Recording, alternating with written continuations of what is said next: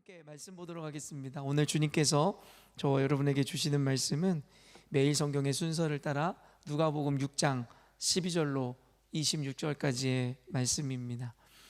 화면이 띄어지지 않기 때문에 여러분 성경을 펴주셨으면 좋겠고, 매일 성경을 가지신 분들은 토요일자 말씀을 펴주시면 될 것 같습니다. 누가복음 6장 12절로 26절까지인데요, 저와 여러분이 한 절씩 교독하도록 하겠습니다. 이때 예수께서 기도하시러 산으로 가사 밤이 새도록 하나님께 기도하시고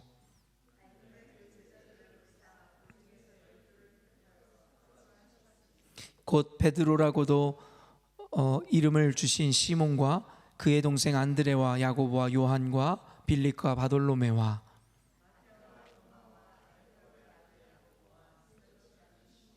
야고보의 아들 유다와 예수를 파는 자가 차들 가룟 유다라.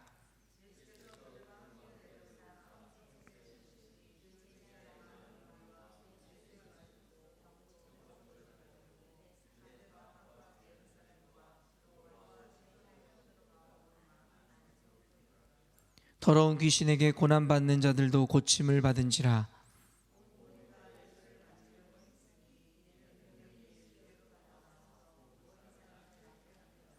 예수께서 눈을 들어 제자들을 보시고 이르시되 너희 가난한 자는 복이 있나니 하나님의 나라가 너희 것이며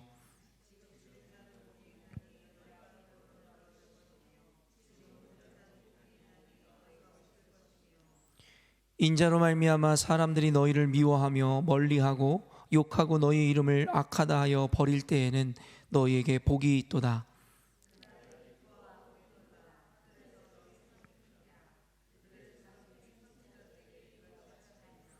그러나 화 있을진저 너희 부요한 자여 너희는 너희의 위로를 이미 받았도다.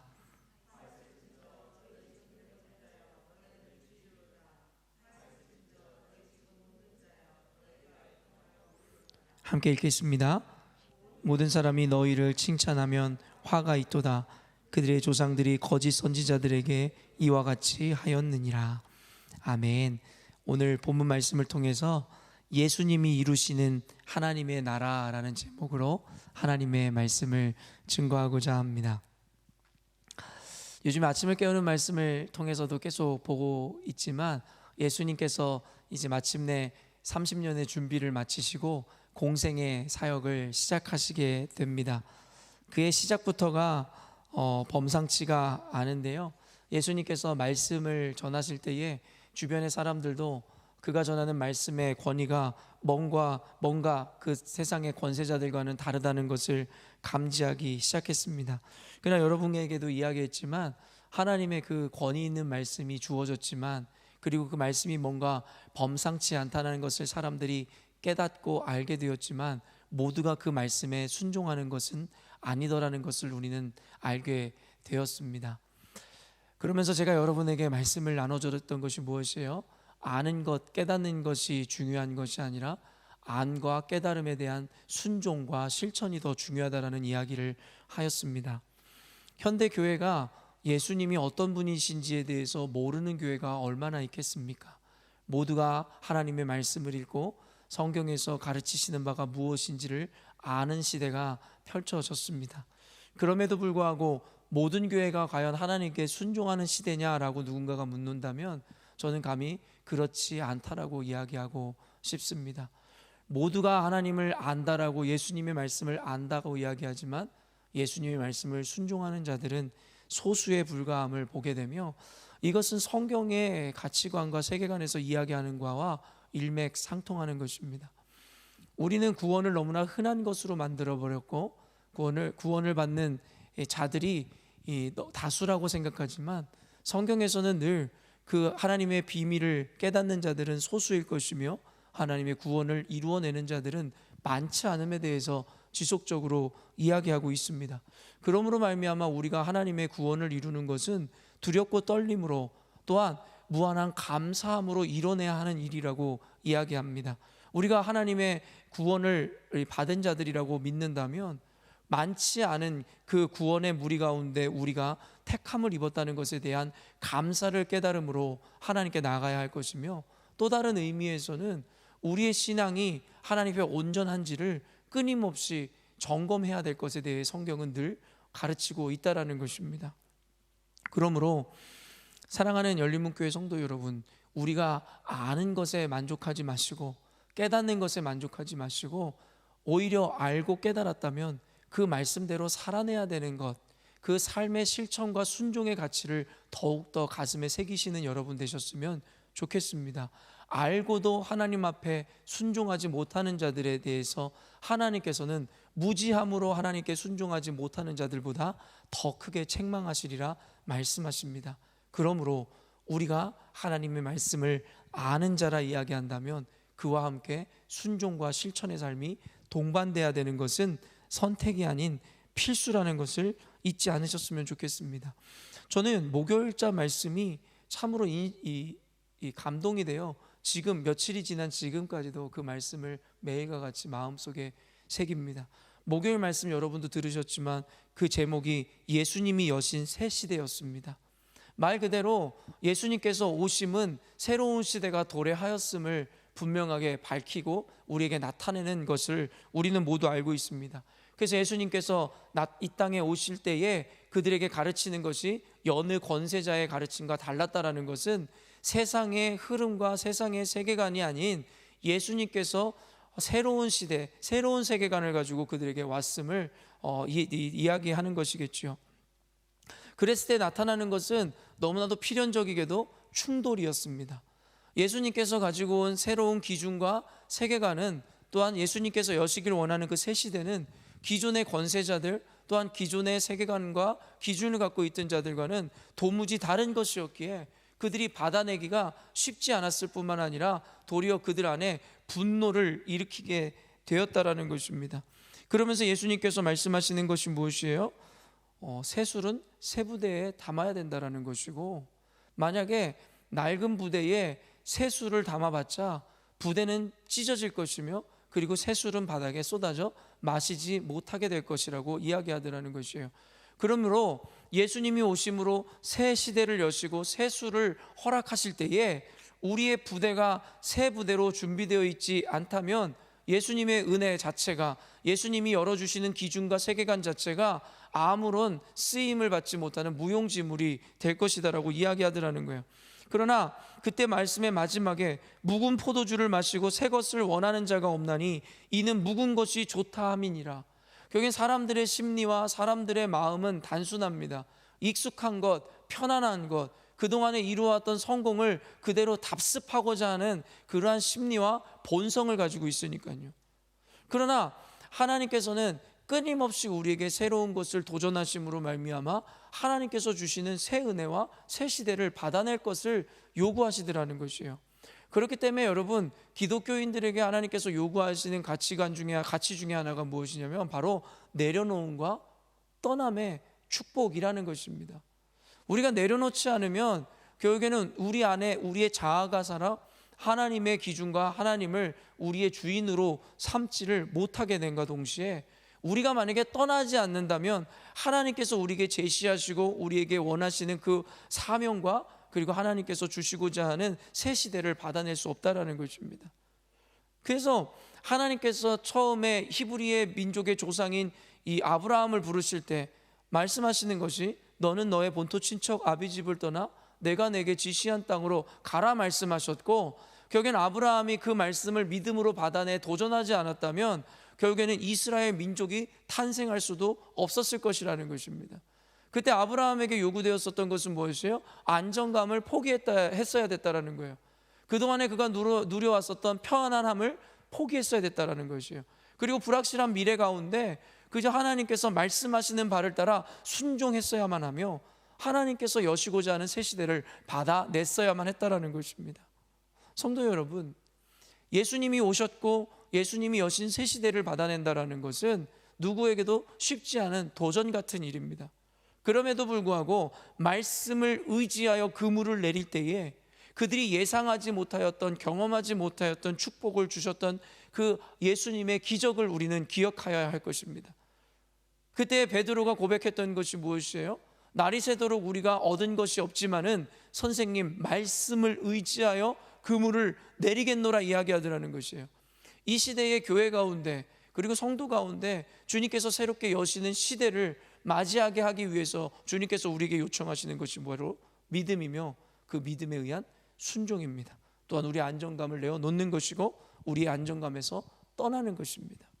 하나님께서 지금 이 시대 가운데 21세기 가운데 특별히 우리 열린문교회 가운데 이 시대의 모든 교회 가운데 이와 같은 도전을 하고 계심을 저는 분명하게 보고 있습니다.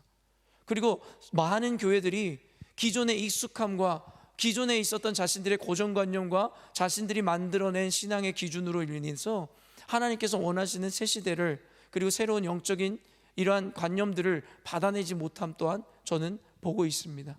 제가 늘 여러분에게 강조하지만 여러분, 진리의 가치는 변화돼서는 안 됩니다. 그것은 진리이기 때문입니다. 그러나 교회의 사명은 무엇이냐면 바로 끊임없이 변화하는 시대를 받아내는 그릇이 되어야 한다는 것입니다. 그러나 그 시대를 받아내지 못함으로 말미암아 결국에는 교회는 세상으로부터 도태되어지고 결국엔 새 시대를 받아내지 못함으로 새로운 뉴 제너레이션들은 더 이상 하나님의 신앙의 유산들을 이어가지 못하게 되더라는 것입니다.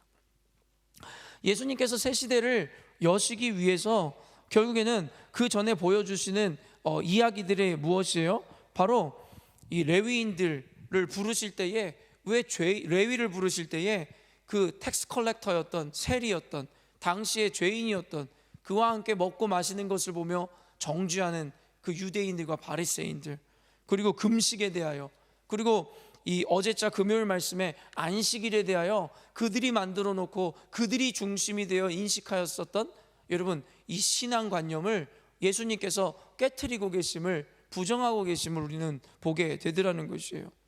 하나님이 주셨습니다. 안식일이라는 것, 하나님께서 요청하신 하나님의 법이었습니다. 그러나 어제 말씀에서도 우리가 보았지만 여러분 어때요? 하나님이 주신 것이지만 그것을 대하고 그것을 취한 자들이 결국에는 하나님이 원하시는 목적과 하나님이 주신 의미를 새기지 못하고 자신들에게 이롭게 하나님이 주신 법을 바꾸어 감으로 신본주의적인 하나님의 통치를 이곳 가운데 이끌어오는 것이 아니라 자기중심적이고 인본주의적인 통치를 원하더라는 것입니다. 여러분, 그것이 바로 유대인과 당시의 지도자들, 종교인들, 제사장들, 그리고 바리새인들과 서기관들이 만들어 놓은 인본주의적인 시대였다라는 것입니다. 그리고 예수님은 어김없이 나타나 신본주의적인 새 시대를 열어가기를 원했다라는 것이에요. 그러나 여러분, 이 역사는 끊임없이 반복되는 것이죠.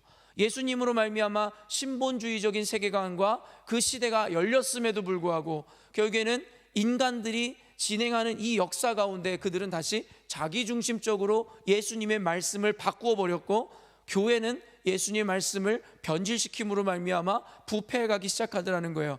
그래서 마침내 16세기에 종교개혁이 일어남으로 말미암아 프로테스탄트 교회가 탄생하게 되는 것이고, 그 가운데는 바로 저항정신이 있음에 대해서 저는 여러분에게 늘 강조했습니다. 마틴 루터와 존 칼빈이 여러분 이끌었었던 종교개혁으로 인해서 인본주의적인 캐톨릭의 관념과 신앙관이 깨어지고 하나님의 신본주의적인 관념이 다시 세워졌지만, 이 시대를 맞이한 우리들은 다시금 그 가치가, 세계관이 변질되어 인본주의적인 가치관과 신앙관과 교회가 세워져 가고 있음을 우리는 지금 이 시대에 보고 있는 것이죠. 그렇다면 주님께서 원하시는 것이 무엇이겠어요?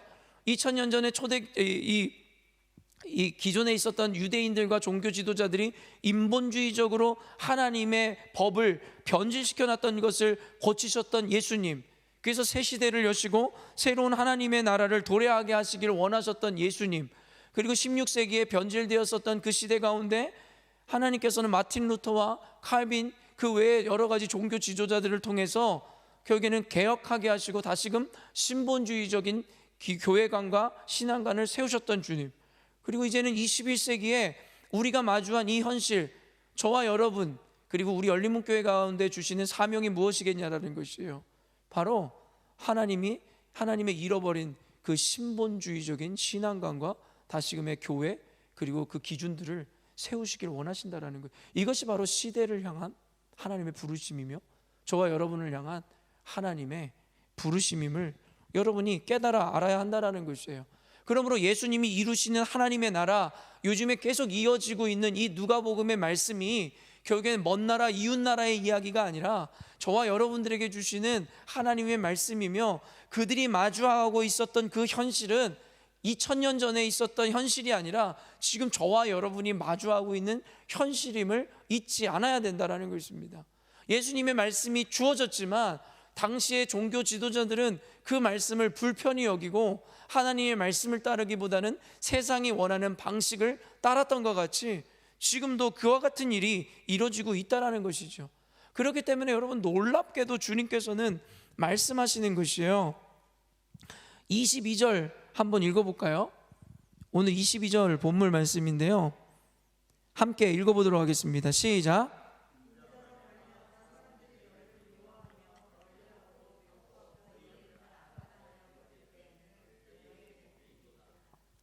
누가복음 오늘 본문 말씀에는 이 학자들이 편의상 구분하기 위해서 평지수훈이라고 하는 일컬음을 받는 본문이 이제부터 쭉 등장합니다.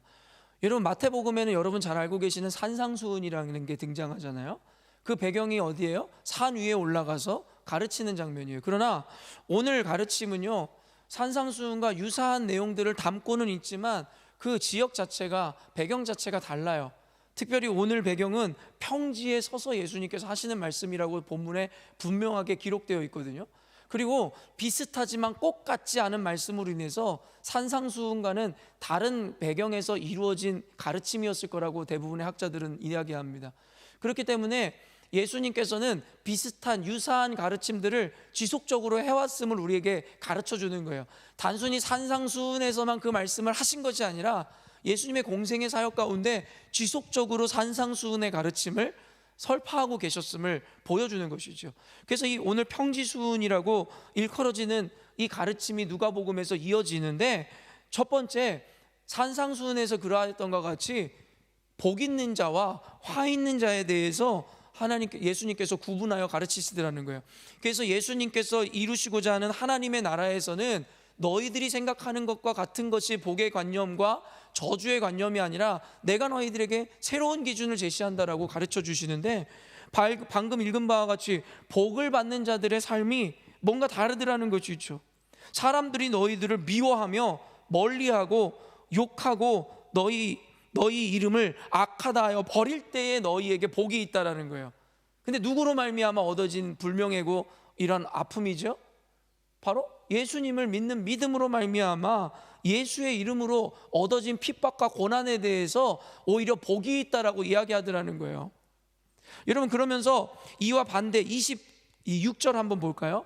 26절 한번 읽어볼게요. 읽습니다. 시작.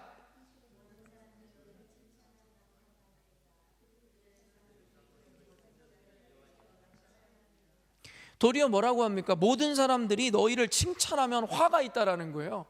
여러분, 분명하게 대조를 이뤄요. 그리고 복 있는 자와 화 있는 자에 대한 선언을 할 때 도리어 줄인 자, 가난한 자는 복이 있고 배부른 자, 부유한 자는 이미 너희들의 상을 받았노라 라고 이야기하며 그들이 화 있을 자들이라고 이야기하더라는 거예요. 이런 대조를 통해서 예수님은 우리가 기존에 갖고 있었던 고정관념과 상식을 다시금 무너뜨리는 거예요. 기존에는 부유한 자, 가진 자, 칭찬받는 자, 더 많은 자, 명예를 얻은 자가 복이 있는 자라는 관념을 갖고 있었지만 예수님이 이루시고자 하는 하나님 나라에서는 그런 자가 복을 받는 자들이 아니라, 여러분 어때요? 사람들에게 욕을 먹고 손가락질 당하고, 여러분, 그리고 때로는 죽임을 당하는 일들, 이런 일들이 더 복이 있는 자들이며 세상으로부터 칭찬을 받으면 화가 있을 것이라고 이야기하더라는. 여러분, 이 말씀을 어떻게 해석하십니까? 여러분, 이 말씀을 읽고 우리는 지금 이 시대를 같이 비추어 보시라는 거예요. 여러분, 늘 이야기하지만 성도라고 이야기합니다. 우리는 성도라는 것은 무엇이냐면 거룩한 백성이라는 것을 의미하는 것이고, 거룩이라는 것은 늘 이야기하지만 구별됨에 대해서 이야기했습니다. 다름이라는 것이에요. 세상과 다르다라는 것이에요. 교회라는 것의 원래 원어적 의미가 에클레시아라고 이야기했습니다. 에클레시아의 원어적 의미가 뭐예요? 밖으로, 여러분, 부름을 받은 자들의 모임이라는 것이에요. 어디 밖으로 부름을 받았습니까? 세상 밖으로 이야기하는 것이에요. 성도라 이야기하는 것은 무엇입니까? 세상과 다르다라는 것입니다. 구별되어야 된다라는 거예요. 그들이 갖고 있는 관념과는 달라야 된다라는 거예요. 그런데 제가 요즘의 시대를 바라보며 여러분들에게 끊임없이 지적해 드리는 것이 무엇입니까? 더 이상 다르지 않다라는 거예요. 다르지 않다라는 것입니다. 세상으로부터 미움당하는 것, 세상으로부터 손가락질을 당하는 것을 두려워하더라는 것입니다. 여러분, 누가요? 교회가 말입니다. 세상의 여론의 문매를 맞고 세상 사람들의 손가락질 당하는 것을 두려워하여 그들이 원하는 방식대로 교회를 세워가고 그들이 갖고 있는 세계관으로 교회의 세계관을 삼고 있는 이 시대의 교회를 보며 여러분 무엇을 깨닫습니까? 예수님의 말씀을 읽음에도 불구하고 예수님의 말씀이 이루어져야 되는 것을 지향하는 것이 아니라 당시 유대인들과 바리새인들과 종교 지도자들이 원했던 것처럼, 세상 사람들이 원했던 것처럼, 이 시대의 권세자가 원하는 것처럼, 사람들이 원하는 것처럼 교회가 바뀌어가고 있지 않습니까? 여러분 어떻습니까? 이 시대야말로 16세기에 일어났었던 이 프로테스트, 바로 프로테스탄트 교회가 일어나야 될 때라는 것입니다. 늘 시대는 악한 인생들이 살아가는 곳에는 신본주의가 세워져도 인본주의로 물들어갈 수밖에 없습니다. 그때마다 어김없이 나타나셨던 것이 바로 예수님이었으며 종교 개혁자들이었습니다. 그래서 다시금 잃어버렸었던 것을 저항함으로 찾아오는 것이 바로 교회의 사명이었습니다. 그러나 이 시대는 저항 정신을 잃어버렸습니다. 첫째, 그것을 인식하고 그 기준 세운 자들이 많지 않다라는 것입니다.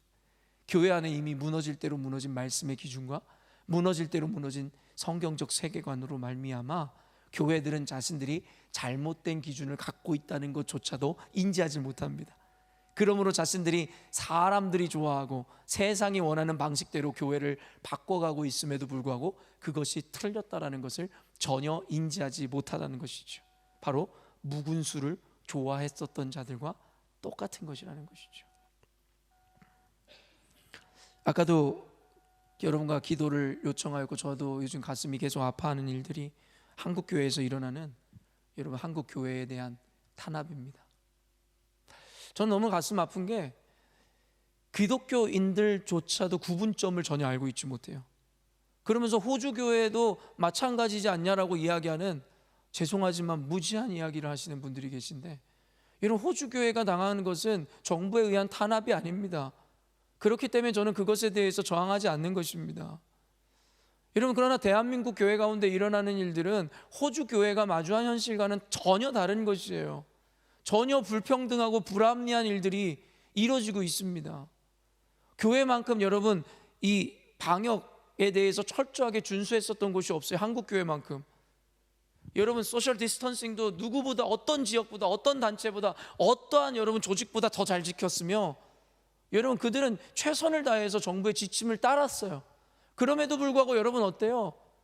교회 안에 이루어지는 탄압과 교회 안에 대한 어떤 여러분 억압은 날이 갈수록 더 강해지더라는 거예요. 어떤 조직보다 더 철저하게 지켜냈음에도 불구하고. 언젠가도 여러분에게 이야기했죠. 어떤 이가 이야기한 것처럼 교회가 1인치를 내어주면 저들은 1마일을 밀고 들어온다. 이런 교회라는 것은요, 배려라는 것을 이 가장해서 그들의 요구에 대해서 그대로 순응해서는 안 된다는 것이에요. 틀린 것과 잘못된 것에 대해서는 저항할 수 있는 저항 정신을 가져야 됩니다. 그리고 그 저항 정신을 이뤄내기 위해서 성경에서 우리에게 요구하고 있는 마인드가 뭔지 아세요? 바로 순교자적인 정신입니다. 현대교회는 순교자적인 정신, 조금 더 순화해서 이야기하면 책임감을 잃어버렸어요. 교회라는 것에 대해서 더 이상 책임을 갖고 있는 성도들이 많지가 않습니다. 교회가 어려운 일을 당하면 자기 유익과 자기의 안위를 위해서 도망하거나 피하는 이들이 많으며, 교회가 어려움을 당할 때 같이 그것을 짊어지고자 하는 이들이 없어요. 여러분, 제가 군대에 있을 때 장관이라는 것을 설치하는 순간이 있었거든요. 전쟁이 일어나면 여러분 어때요? 다리를 먼저 폭파시키잖아요. 그래서 군수물자나 이런 게 들어갈 수 없기 때문에 저와 같은 이 야전 공병들이 그 장관이라는 다리를 놓는 거예요. 근데 우리가 다리를 놓아야 되기 때문에 그 다리의 파트 하나가 얼마나 무거운지 아십니까? 1톤이 넘어요. 그럼 그 1톤이 넘는 그 파트 하나를 옮기기 위해서 여러분 저와 같은 사람이 몇 명이 거기에 달라붙어야겠어요. 그런데요, 군 생활을 하면서도 깨달은 거지만 여러분 여러 명이 붙었다 보니까 누가 힘을 주고 있는지 힘을 빼고 있는지를 몰라요. 그러다 보니까 어떨까요? 그게 너무 무겁거든요. 실제로 그것에 대해서 잘못해서 무너져서 다리가 부러지고 죽음을 당하는 일들도 있었어요. 여러분, 근데 그 일이 왜 일어나는 줄 아세요? 아까도 얘기했지만 책임감의 결여예요. 모두가 힘들지만 그것을 이를 악물고 들어줘야지 모두가 한 방향을 향해서 그 목적을 달성할 수 있는데, 누군가가 보이지 않는다고 해서 힘을 빼버리는 거예요. 자기는 힘드니까 하기 싫은 거예요. 나머지 놈들이 하겠지. 그랬을 때에 큰 사고가 일어나고 목적을 이뤄내지 못하는, 현대 교회의 모습이 그렇다라는 거예요. 교회라는 것에 대한 책임을 일부 누군가에게 맡겨버렸어요. 누군가에게 던져버리고 자신들은 권리만을 원하는 거예요. 왜 우리 교회는 이러냐고, 왜 우리 교회는 부흥하지 않냐고 이야기만 하지, 자기들은 희생하려 하지도 않고 포기하려 하지도 않으며 책임지려 하지 않는다라는 거예요. 바로 책임감의 결여, 더 나아가서는 순교자적인 마인드를 잃어버린 거죠. 예수님께서 가르쳐 주셨던 한 알의 밀알이 땅에 떨어져 썩어야 많은 열매를 맺는다라는 희생의 가치도 잃어버린 것입니다. 사랑하는 열린문교회 성도 여러분, 하나님께서 이루시는 이 하나님의 나라, 그리고 그 나라를 이루기 위해서, 그리고 그 나라에서 이루어지는 일들이 무엇인 줄 아세요? 바로 예수의 이름으로 고난받는 것, 그것이 바로 복 있는 자라 이야기합니다. 여러분, 더 이상 세상의 인정을 받으려 하지 마십시오. 세상 사람들이 이야기하는 인본주의적인 가치관에 물들지 마십시오. 교회가 세상과 똑같아지는 순간 교회는 부패하고 교회의 몰락과 교회는 망하게 된다는 것을 잊지 마십시오. 모든 사람이 너희를 칭찬하면 화가 있도다. 여러분, 다른 의미로 받아들이십시오. 교회가 단순히 정부의 지침을 어기고 세상 사람들을 미워하고 원수지라는 이야기가 아닙니다. 또 다른 차원에서 성숙의 의미로 여러분이 귀 있는 분들은 들으셔야 됩니다. 모든 사람이 너희를 칭찬하면 화가 있도다. 여러분, 교회는 세상으로부터 칭찬받기 위해 존재하는 자들이 아니에요. 세상의 마음에 꼭 들게 하기 위해서 교회가 존재하는 것이 아니에요. 마지막으로 한 가지만 안타까운 마음에 이야기하지만, 요즘 코로나 바이러스에 대해서 대응하는 교회의 태도가 무엇입니까? 남에게 피해를 주지 말아야 된다는 거예요. 여러분도 그렇게 생각하시죠? 그래서 제가 여러분에게 이러한 관념에 대해서 이야기하는 것이 불편한 분이 혹 앉아 계실지도 모르겠어요. 왜냐하면 이 부분만큼은 교인들끼리도, 목회자들끼리도 첨예하게 대립하니까요. 그러면서 그들이 하는 얘기가 뭐예요? 남에게 왜 피해를 주냐, 교회가. 여러분, 얼핏 듣기에는 굉장히 좋은 말 같죠? 피해를 주지 말아야 된다는 거예요. 그렇기 때문에 예배를 드리지 말아야 된다는 거예요. 이게 옳습니까? 여러분, 기독교는 늘 세상의 민폐였습니다. 세상을 불편하게 했습니다. 여러분, 무슨 말인 줄 아십니까? 세상에 피해를 줬었습니다. 그 말은 무엇이냐면, 세상 사람들은 복음을 듣기를 싫어했습니다. 예수님이 전하는 가르침을 듣기 싫어했던 것처럼 복음을 전할 때마다 사람들은 싫어하고 도망했습니다. 그럼에도 불구하고 어때요? 세상을 사랑하기 때문에, 사람들을 사랑하기 때문에, 그들에게 구원을 줘야 되기 때문에 그들이 싫어하지만 그들이 싫어하는 복음을 전해줌으로 그들을 피해를 줬던 것이 바로 교회였고 그리스도인들이었습니다. 피해를 주지 말아야 된다고요? 여러분, 그러면 어떤 줄 아세요? 복음을 전하지 말아야죠. 듣기 싫어하는데요. 여러분, 우리는 속고 있는 거예요. 남에 대해 배려하는 게 아니라고요. 배려를 여러분 이야기하며 가장하여 교회가 조금씩 수호해왔던 일들을 여러분이 지켜내지 못한다면 어느 순간인가 교회는 1인치가 아닌 1마일이 아닌 100마일을 내주고 언젠가는 진리를 완전히 잃어버리게 될 것입니다. 여러분, 법을 지키라고요? 법을 지켜야죠. 그래서 교회가 지금까지 방역을, 그리고 교회의 수칙을 잘 지켜왔죠. 그러나 여러분, 이거 잊지 마세요. 법 위에 있는 것이 하나님의 법입니다. 가이사랴의 것은 가이사에게, 하나님의 것은 하나님에게 드려라. 예수님의 말씀처럼 예수님 역시도 정부의 방침과 과정에 대해서 반대하지 않으셨어요. 더 지켜내야 된다라고 오히려 말씀 가운데 이야기하시죠. 그러나 그럼에도 불구하고 분명히 선언하세요. 하나님의 법이 세상의 법보다 위에 있다라는 것. 여러분, 대한민국 초기에 선교사가 대한민국에서 복음을 전하는 것이 합법이었습니까? 불법이었습니까? 불법이었어요. 대한민국에 배를 타고 내리자마자 땅에 발도 딛기 전에 도끼에 맞아 죽어 순교했습니다. 여러분, 지금도 무슬림 국가에서 복음을 전하는 선교사님들 어떻게 복음 전하는 줄 아세요? 전도지를 뿌리면서, 달리면서 전도지를 뿌립니다. 왠지 아세요? 잡히면 추방당하기 때문이에요. 감옥에 가기 때문이에요. 전도지를 뿌리면서 도망하는 것입니다. 여러분, 명백히 불법입니다. 그런데 우리가 불법을 행하고 있는 선교사들을 손가락질해야 합니까? 대한민국 가운데 불법이었지만 복음을 전했던 선교사들에 대해서 손가락질하고 비난할 것입니까? 다시 한번 말씀드리지만 오해하지 않으셨으면, 이 말씀을 영상으로든 실제로 듣는 여러분들 오해하지 않으셨으면, 정부의 방침이든 세상의 법을 어기는 것이 교회의 정체성이라는 이야기를 하는 것이 아닙니다. 교회가 세상의 법에 여러분 종속돼서는 안 될 것이라는 것이에요. 도리어 세상의 법보다 상위의 법이며 하나님의 법이 도리어 세상의 법을 다스리고 바꿔가야 된다는 것을 잊지 마셔야 된다는 이 저항정신, 그리고 그것을 위해서 불가피하게 피를 흘리고 교회는 희생해야 한다는 순교자적 정신 잊지 마십시오. 이 모든 것이 바로 성경적 세계관에, 그리고 성경적 가치관에 있는 일입니다. 지금 이 시대에 우리가 어떠한 사명을 갖고 있고 어떻게 기도해야 될지 여러분 깨달아 아셨으면 좋겠습니다. 마지막으로 말씀 한 절만 읽고 마무리했으면 좋겠는데요. 오늘은 사실은 이 메시지가 메인이었는데 다른 메시지들을 여러분에게 좀 전했습니다. 하나님께서 그것을 더 원하시는 것 같아서요. 1절 말씀 한번 읽어볼까요? 12절 말씀 한번 읽어볼까요? 읽습니다. 시작.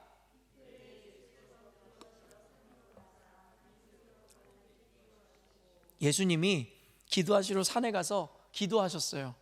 얼마 동안요? 밤이 새도록. 여러분, 예수님이, 근데 여러분 왜 기도하셨는 줄 아세요? 그 다음에 이제 나오게 되는 거예요. 13절을 한 번만 더 읽어봅시다. 13절 읽습니다. 시작.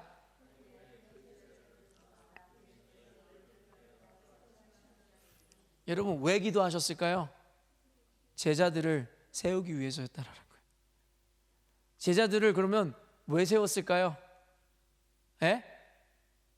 하나님의 나라를 세우기 위해서였다라는 거예요. 여러분, 이 메시지들이 얼마나 일맥상통하게 이어지는 줄 아세요? 여러분, 지금 21세기에 하나님의 나라를 다시 세우는 그 사역을 주님께서 이 시대 교회들에게 명하고 계세요. 그 일은 쉽지 않을 거예요. 세상 사람들이 손가락질하고 미워하는 일일 거예요.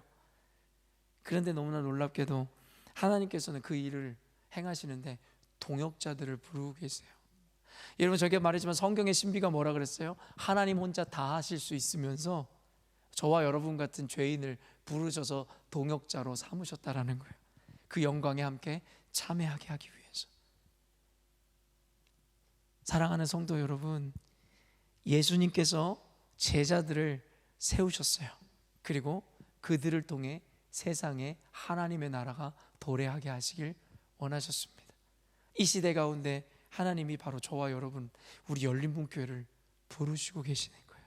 그리고 저와 여러분을 통해서 이 시대에 무너진 하나님의 나라를 다시 세우시기를 원하신다고 저는 확신합니다. 그 과정이 결코 녹록지 않을 것이고 힘들 것이고 이와 같은 제자들이 당했던 어려움들을 겪게 될 것이에요. 그러나 사랑하는 성도 여러분, 끝까지 이 길을 걸어가야 합니다. 이 길을 걸어가서 하나님의 나라를 이 땅 가운데 세워야 합니다. 그런 자들이 바로 성경에서 이야기하는 복 있는 자들이며, 그런 자들이 바로 하나님께서 원하시는 성도이고, 그런 교회가 바로 하나님께서 원하시는 교회이심을 잊지 않으시기를 주님의 이름으로 축원합니다. 잊지 마십시오. 예수님이 저와 여러분을 부르셨고 저와 여러분을 위해서 지금도 기도하고 계심을, 성령께서 말할 수 없는 탄식으로 저와 여러분을 위해서 중보하고 계심을 잊지 않으셨으면 좋겠습니다. 여러분 뒤에는 하나님이 계세요. 세상을 두려워하지 마시고 여러분이 당하게 될 고난을 두려워하지 마시고 믿음으로 담대히 주께서 부르신 그 길을 함께 걸어가는 저와 여러분이 되시기를 주님의 이름으로 축원합니다. 아멘. 기도하시겠습니다.